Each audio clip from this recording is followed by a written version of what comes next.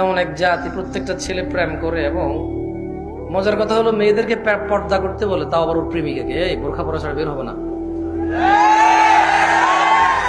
ও তো আর জামশেদ মজুমদার না যে হুজুর এখানে ওয়াজ করবে, তো ওয়াজ করতে পারে কারে? প্রেমিকারে। ও ওয়াজ কারে করতে পারে? প্রেমিকারে। আর ওর প্রেমিকাও কিন্তু খুব তাবলিগের কাজ করে, ফজরে ওরে জাগায় দেয়, ফজরে ওরে জাগায় দেয়।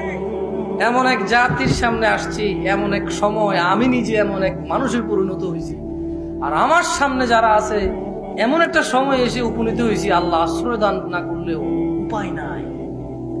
মানে ছেলে বলছে যে শোনো, তুমি কিন্তু বোরখা পরা ছাড়া বের হবা না।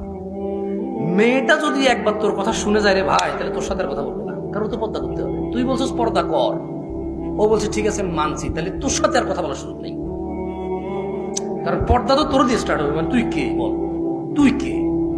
এই বেটা তুই কে রে? একটা পোস্টার টোস্টার দেন না, আমার আবার অভ্যাস খারাপ, সিরিয়াসলি করা লাগে, হারাসিরি করা লাগে, এটা তো আর কোনো কাজ আসবে না। না আবার ইউটিউবের ফটো দিয়ে দিবে, এই দেখেন কিভাবে অপচয় করে যাবে। আমি এগুলো দেখে হতবাক হয়ে যাই। এরা জানেই না এদের এক পয়সা উপার্জনের জন্য কত মানুষ গান শুনে আর নাচ দেখে অ্যাডভার্টাইজ ইউটিউবের ফ্রিল্যান্সার। সুদ যখন ইন্টারেস্ট হওয়ার পর আর সুদ মনে হয় না ওর, এটা মানে নাচ গান নর্তকী করা উপার্জন, নাচ গান করা উপার্জন, ইউটিউবে ছাড়লে এটা ফ্রিল্যান্সার হয়ে যায়, এটা নর্তকী থাকে না, এটা ফাউল করতে পারে। তো যেটা বলছিলাম, এই হলো মেয়ে, হ্যাঁ তোমার প্রেমিকা, ছোট ভাই, ওকে, এই হলো তুমি। আচ্ছা, এখন তুমি বললা যে শোনো, তুমি এভাবে চলাফেরা করো, আমার কিন্তু একদম পছন্দ না।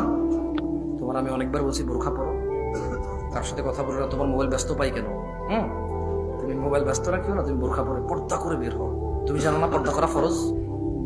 ছোট মানুষ, মেয়ে এইটি পড়ে, নাইনে পড়ে, তেমন দিন সম্পর্কে জানে না, ওর বাবা মাও জানে না। আমি ওর দোষ দিই না, আমি ওর দোষ দিই। ও বাচ্চা মেয়েটা আসলেই জানে না, ও বাচ্চা মেয়েটা আসলে ওর প্রতি ইমপ্রেস হয়, কেন ও হাফেজ। আমার কাছে প্রশ্ন আসে, তুমি মনে হয় বানাই কই বেটা? আমার ফেসবুক আইডি একদিন এখানে স্ক্রিনে লাগাই দিব বেটা। আমার ফেসবুক আইডি দেখে একটু দূর সরাতে, তো ওই আমার ফেসবুক আইডি একদিন এখানে স্ক্রিনে দিয়ে আমার কাছে যে মেসেঞ্জারে যে আসে, হ্যাঁ